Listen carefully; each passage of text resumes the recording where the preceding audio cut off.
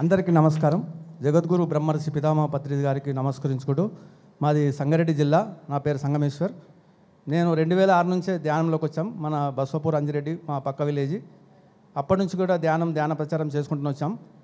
మాకు సింగూరు దగ్గర, సంగారెడ్డి జిల్లా సింగూరు ప్రాజెక్ట్ దగ్గర 40x40 పిరమిడ్ ఉంది. అక్కడ సాంబశివ మహాశక్తి క్షేత్రం చాలా బ్రహ్మాండంగా ఉంది.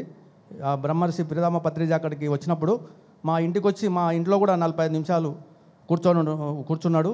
అప్పటి నుంచి కూడా ధ్యాన ప్రచారం చేసుకుంటూ మొన్న ఈ మధ్యలోనే సంగారెడ్డి జిల్లాలో జూలై 28 తారీఖు మెగా శాఖాహార ర్యాలీ చేశాము.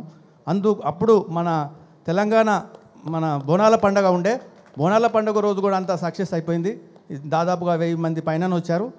ఇట్లా మనము ఏది చేసినా మనము ఆ గురువుగారే మనకు నడిపిస్తాడు. ఈ ధ్యానమాయాగం కూడా ఆయన పత్రిజీ ధ్యానమాయాగం మనం చేసింది ఏమీ లేదు, ఆయననే మన వెన్నంటుండి నడిపిస్తున్నాడు.